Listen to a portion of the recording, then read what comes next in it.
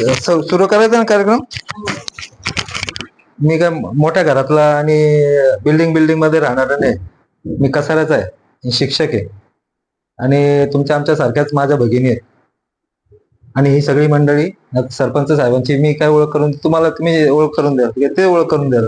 फक्त ही जी माणसं आपल्यासाठी आलीत त्यांची साधारण तुम्हाला तोंड ओळख सांगतो. हे आमचे कोलारकर सर आहेत आणि ह्या मधुश्री मॅडम आहेत. हे नवरा बायको आहेत. आणि हे पाटील सर, हे पाटील सर, सरांचं हार्दिक सर, विराज सर आणि सरांचं. तर ही मंडळी आली डोंबिवलीहून.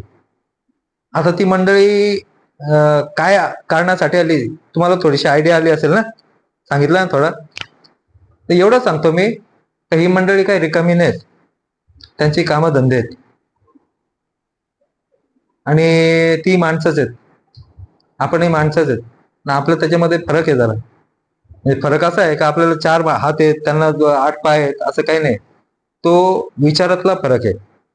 विचारातला फरक असा आहे, कोलारकर सरांनी जवळजवळ 8,000 विद्यार्थ्यांसाठी स्मार्ट टीव्ही दिलेले आहेत. सर किती आपल्या 150 शाळा झाल्या, 138 शाळांमध्ये, आपल्या खेड्यापाड्यातल्याच, शहरातल्या नाही, आदिवासी भागातल्या, आणि जिथं माणसं पोहोचत नाही, जिथं लांब लांब राहतात, जाण्या येण्याच्या सुविधा नाही, अशा ठिकाणी ते टीव्ही दिलेले आहेत. ह्या सगळ्या आपल्या ग्रामपंचायतच्या. तर ते अशासाठी दिलेत की आपली मुलं शिकावी, चांगली शिकावी. कारण आपण ज्या परिस्थितीमध्ये शिकलो, ज्या परिस्थितीमध्ये जन्मलो, ज्या परिस्थितीमध्ये आपण जगत आहोत, त्या परिस्थितीमधून आपण बाहेर निघायला पाहिजे का नाही. आपल्यालाही वाटतं आपला सुखाचा संसार असावा, आपण थोडस 2 पैसे आपल्याही गाठीशी पाहिजे. तर ही मंडळी त्या शिक्षणासाठी काम करत असताना त्यांच्या लक्षात आलं कोलारकर सरांच्या, का आपण नुसतं शिक्षणाचं काम करून उपयोग नाही. तर ती मुलं ज्या घरातून येतात त्या घरातली परिस्थिती, स्वागत करायचं ते एक तर ती वेगळ्या प्रकारची माणसं आहेत. त्यांना आपण जर त्या काळात ही जन्मले असते ना, तर आपण त्यांना संत म्हटलं असतं, संत चारुदत्त सर बाबा, संत उमेश बाबा असं म्हटलं असतं आपण. पण ते आपल्या काळात जन्मली त्याच्यामुळे आपल्याला कधी वाटत नाही. ते येतात जातात, काहीतरी वाटून जातात. त्याच्यामुळे आपलं पण ते काम असं आहे ना, ते खूप मोठं काम आहे. ते खोलवर विचार केल्यावर ते आपल्याला जाणवतं. ती मंडळी आपल्याकडे आलेली आहेत, त्यांचा आपण आपल्या सगळ्यांच्या वतीने मी आपल्या गावचे सरपंच सन्माननीय येले साहेब यांना विनंती करतो, आपण सन्माननीय आमचे चारुदत्त कोलारकर सर, त्यांची माऊली ग्रुप ऑफ फाउंडेशनचे ते प्रमुख आहेत, आणि ते मधुश्री मॅडम आहेत.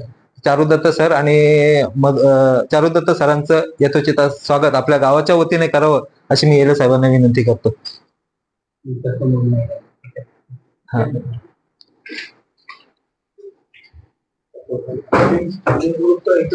हो.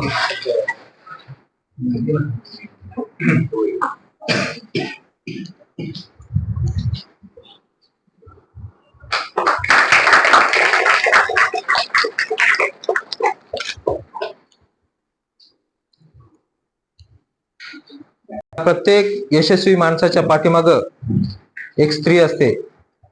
शिवाजी महाराज झाले ना, आपण त्यांना महाराज म्हणतो, त्यांच्या पाठीमागं त्यांची आई होती आणि ते म्हणून स्वराज्य तयार करू शकले.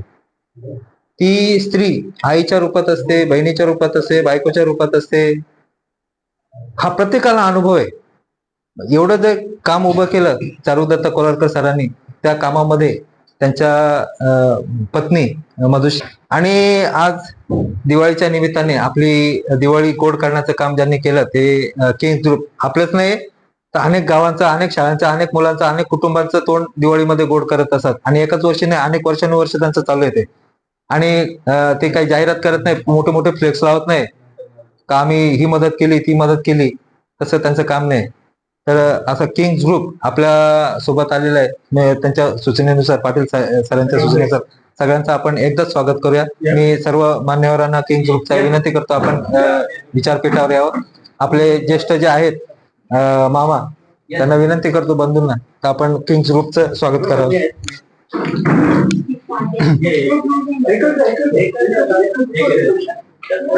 सर इकडे